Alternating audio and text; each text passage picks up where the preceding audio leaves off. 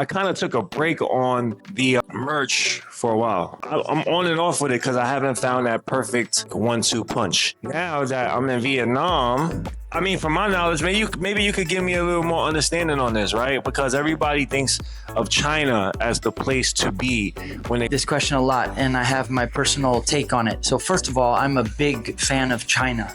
I've been there multiple times and I've met some amazing people. In my opinion, the truth is that China is amazing and they deserve a lot of respect. I believe that currently China is getting a lot of bad rap because the mainstream media, specifically in the US, is just focusing on their dirty laundry, overlooking the incredible things that China is doing and has done. So it's a marketing thing. Right now, Vietnam is being marketed as the go-to place. Vietnam is great. I've been living here for 14 years. I love it. I have no plan to leave Vietnam. But looking at it from a business perspective, to produce merch, I believe that whatever Vietnam can do, China can do better. Hands down, guaranteed. Right, no, for sure. But how about like the whole shipping and that whole thing? So China has the biggest and the fastest ships that leave 2 or 3 times a day.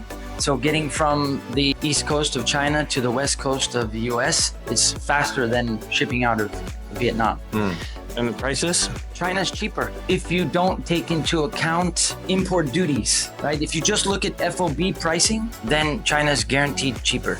Another way to look at it, if you need a general statement, is that not taking into account import taxes, Vietnam is 10 to 20% more expensive than China. But how about the import taxes?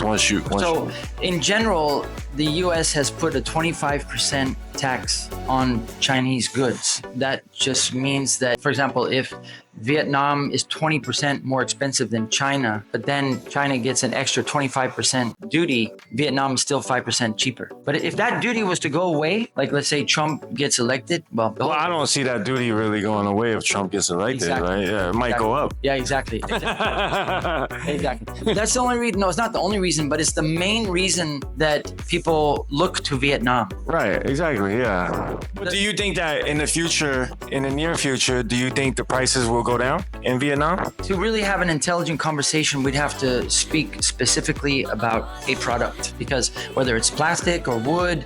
Let's say clothing, because that's your specialty, right? Yeah, it is. Yeah. In general, will the prices of clothing go down in Vietnam? I would say no.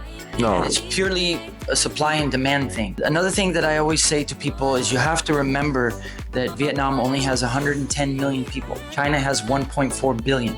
So we're less than 10th the size, number one. One of the largest components of an apparel cost breakdown is the fabric. So here's some statistics for you. Vietnam only produces 1% of the raw cotton that it uses to make yarn. Vietnam only produces 20% of the fabric that it converts into garments. So that means 80% of the fabric that Vietnam needs to make garments comes from Taiwan, Korea, China, India, and Indonesia, Malaysia. You're having to import the fabric from these other countries, and there's the extra additional shipping cost. Oh, understood. Right, and that makes sense because it's like I was looking on YouTube and kind of just looking at some videos, and it makes sense that media is trying to spin it in a certain way to make China look in a certain way and make Vietnam look a certain way. So it completely makes sense. And I'm glad that you cleared that up for me because that's good information right there. Yeah.